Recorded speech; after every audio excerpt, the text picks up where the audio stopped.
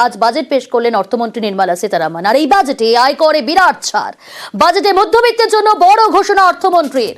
12 লক্ষ টাকা পর্যন্ত আয় কর শূন্য, কর কাঠামোতেও বদল। বার্ষিক 12 থেকে 16 লক্ষ আয়ে 15% কর, বার্ষিক 16 থেকে 20 লক্ষ আয়ে 20% কর, বার্ষিক 20 থেকে 24 লক্ষ আয়ে 25% কর, বার্ষিক 24 লক্ষের ওপর আয়ে 30% কর।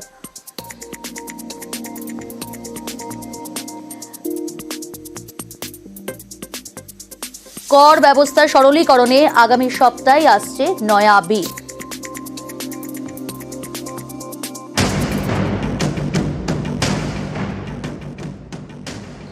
कि देश के हर गरीब एवं मध्यम वर्ग समुदाय पर मां लक्ष्मी की विशेष कृपा रहे।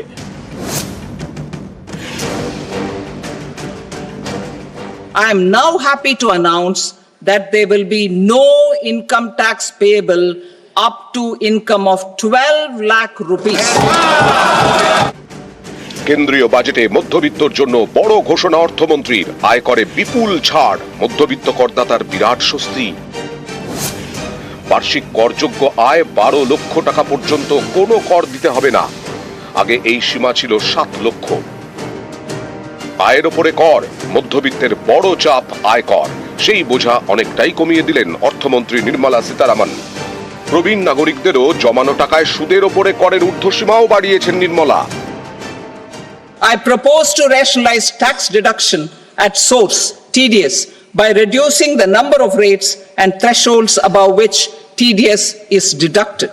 The limit for tax deduction on interest for senior citizens is being doubled from the present 50,000 rupees to 1 lakh rupees. The annual limit of 2.40 lakh rupees for TDS on rent is being increased to 6 lakh rupees.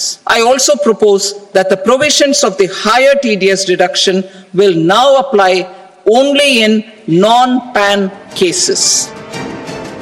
শুক্রবারই ইঙ্গিত মিলেছিল প্রধানমন্ত্রীর কথায় যে বাজেটে বিশেষ ঘোষণা থাকতে পারে মধ্যবিত্তর জন্য।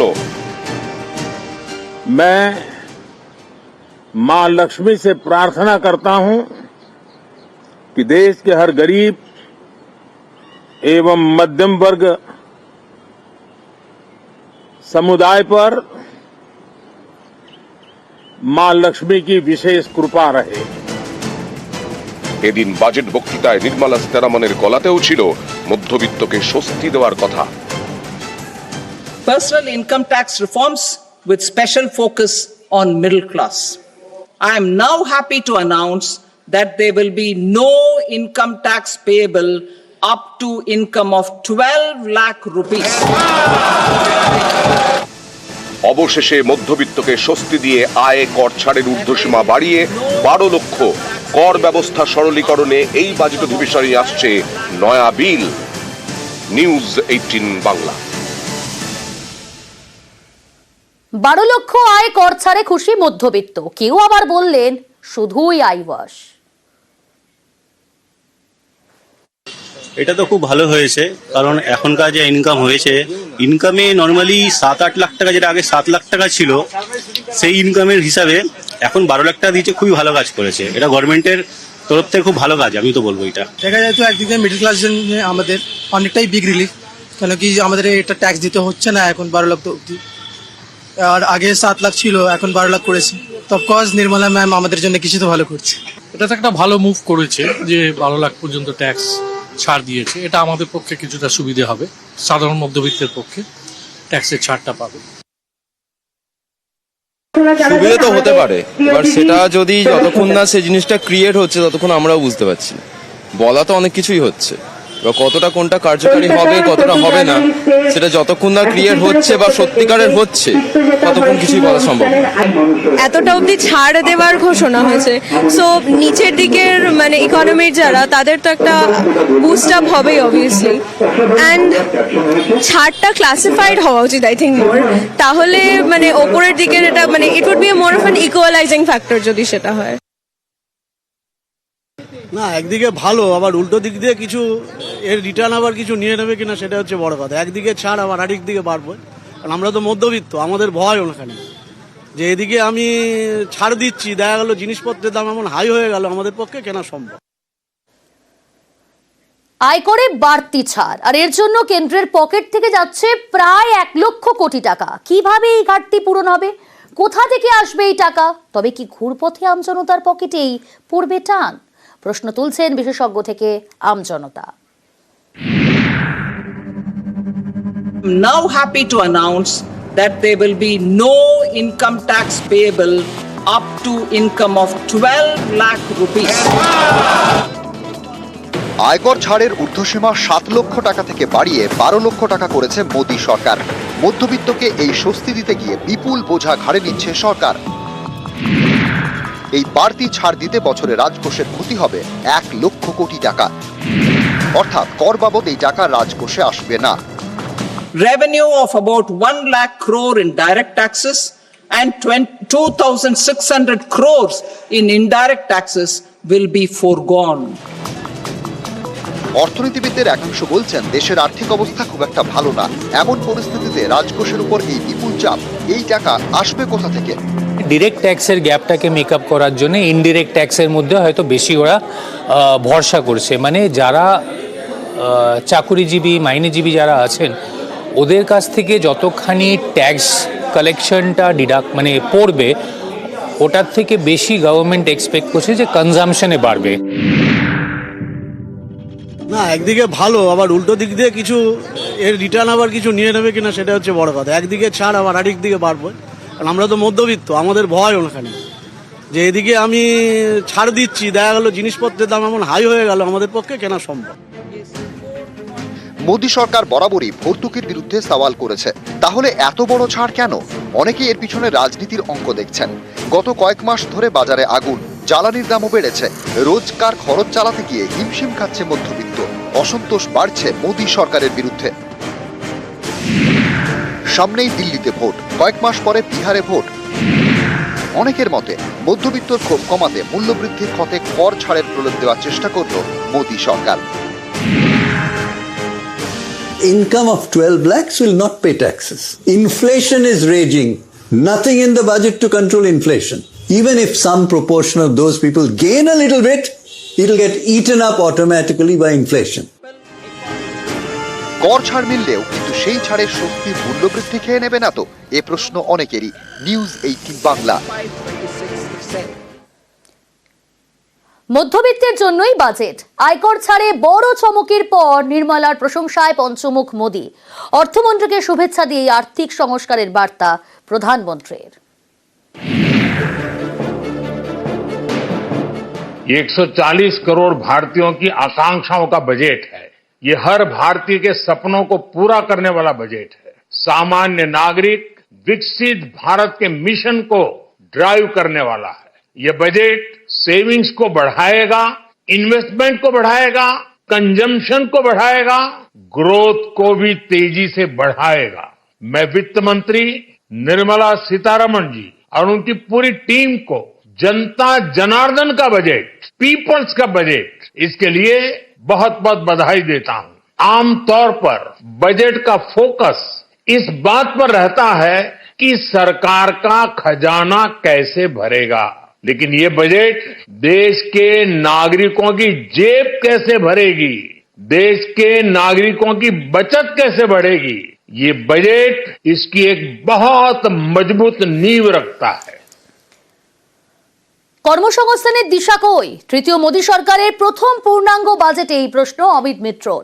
সাধারণ মানুষের ঝুলি শূন্য, দেশবাসীর সঙ্গে চালাকি করছে কেন্দ্র। তোপ রাজ্যের প্রাক্তন অর্থমন্ত্রীর। বাংলার বঞ্চনা নিয়েও সরব হয়েছেন তিনি। Social services cut by 16%. Housing cut by 4.38%. Welfare and scheduled castes and scheduled tribes, believe it or not, cut by over 3%. Food subsidy had been cut by 1%. 100% foreign direct investment allowed in insurance. Challenge to all the public sector processes. LIC, Life Insurance Corporation, but not cutting the GST tax on insurance. Does it have a connection between the two? An international lobby? Income of 12 lakhs will not pay taxes. Inflation is raging. Nothing in the budget to control inflation. Even if some proportion of those people gain a little bit, it'll get eaten up automatically by inflation. বছর শেষে vote, বাজেটে ভোটের বিহারে কল্পতরু মোদী সরকার। কৃষি, শিল্প থেকে শিক্ষা, বিহারের জন্য ঢালাও ঘোষণা। উল্টো দিকে বাজেটে আলাদা করে উল্লেখ নেই বাংলার, আর এ নিয়েই শুরু রাজনৈতিক চর্চা।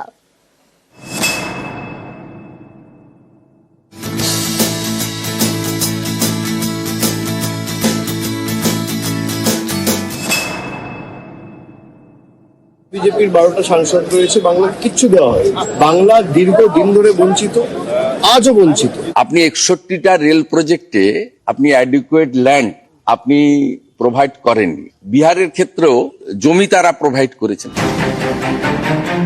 অনেকে বলছেন দিনের শুরুতেই ইঙ্গিত মিলেছিল। বিহারের মধুবনী শাড়ি পরে যখন সংসদে ঢুকলেন নির্মলা সীতারামন, তার বাজেট বক্তৃতাতেও বারবার এলো বিহার। পূবের এই রাজ্যের জন্য এক গুচ্ছ ঘোষণা। Makhana board in Bihar. A Makhana board will be established in the state to improve production in line with our commitment towards Purvodaya. We will establish a National Institute of Food Technology, Entrepreneurship and Management in Bihar. Greenfield airports will be facilitated in Bihar. In addition to the expansion of the capacity of Patna Airport and a brownfield airport in Beta. Financial support will be provided for the Western Kosi Canal ERM project. এবছরের শেষের দিকে বিহারের বিধানসভা vote, সেখানে নীতিশ কুমারের সঙ্গে জোট সরকার চালাচ্ছে বিজেপি। অনেকেই বলছেন বিহারের রাজনৈতিক পরিস্থিতি এখন বেশ টালমাটাল, জনপ্রিয়তা হারাচ্ছেন নীতিশ কুমার। আবার বিরোধীরাও এত শক্তিশালী নয় যে ভোট বাজারে চমক দেখাতে পারবেন। এই পরিস্থিতিতে একার ক্ষমতায় বিহার দখল করতে চায় বিজেপি। টার্গেট বিহার, বাজেটেও বিহার। উল্টো দিকে বাজেট ভাষণে একবারের জন্যও উঠে এলো না বাংলার নাম।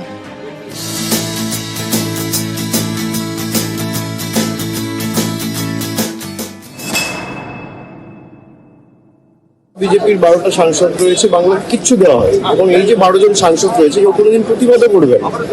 বাংলা দীর্ঘদিন ধরে বঞ্চিত, আজও বঞ্চিত। বাংলার জন্য কিচ্ছু নেই। 2025 সালে এই বছর নভেম্বর মাসে যেহেতু বিহারে নির্বাচন আছে, বিহারের জন্যই সবকিছু করা হয়েছে। এটা তো নির্বাচনকে মাথায় রেখে করে, সাধারণ গরিব মানুষের জন্য তো কিছু করে না। বাংলা সরকার তো লড়াই করতে ব্যস্ত। এটা থেকে আপনি প্রজেক্ট দিয়ে কি করবেন? প্রজেক্ট এর আগে উড়িষ্যাতে আমাদের বিরোধী দলের গভর্নমেন্ট ছিল, উড়িষ্যা প্রজেক্ট পেয়েছে। আপনারা লড়াই করুন, মারামারি করুন, কিন্তু সেটা আপ টু ইলেকশন। কিন্তু ইলেকশনের পর ডেভেলপমেন্ট, সেক্ষেত্রে আমরা ওরা করা উচিত না। পশ্চিমবঙ্গকে প্রাপ্য দিচ্ছেন না, কিন্তু এখন বিহারের ভোটকে দেখে লালিপপ দেখাচ্ছেন, সেগুলো বিহারের মানুষ পাবেন না। কিন্তু বাংলাকে পুরোদস্তুর বঞ্চিত করে ভোট রাজনীতিতে বিহারকে লালিপপ দেখাতে গেছে এই বাজেট।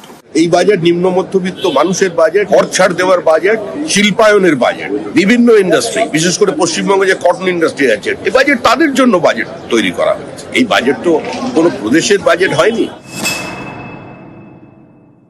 যেভাবে অন্য রাজ্যগুলোকে দেওয়া হয়, বিশেষ করে পাশের রাজ্য বিহার, সেভাবে বাংলায় কোথায় দেওয়া হলো? বিহারে বন্যা নিয়ে যতটা ভাবা হলো, বাংলায় ভাঙন প্লাবন নিয়ে কিন্তু কিছু ভাবা হলো না। এই চিন্তা প্রকৃতপক্ষে মানুষের ভালো মন্দের জন্য। ভোট যখন আসবে তখন তার বাক্সে ভোট ভরা যাবে কোনটা? গোটা দেশের কথা না ভেবে যাদের ভোট এবং সেই ভোটটা পেতে হবে বলে রাজ্যের ভোট মুখী খানিকটা এই নির্বাচনকে দেখেছে। সামনে বিহার টিহারের ভোট আছে। টানা 8 বারের জন্য বাজেট পেশ করলেন মোদীর মন্ত্রী নির্মলা সীতারামন, যা এখনো পর্যন্ত রেকর্ড। নির্মলার 8ম বাজেটে ব্রাত্য বাংলা, বিহারে কল্পতরু। যে সমস্ত প্রকল্পের ঘোষণা করা হলো সেখান থেকে বাদ বাংলা। বাজেটে ভরে ভরে বরাদ্দ পেল পড়শি রাজ্য বিহার। ক্যামেরা পার্সন সঞ্জীব বর্মার সঙ্গে মৈত্রী ভট্টাচার্য, নিউজ 18 বাংলা, নয়াদিল্লি।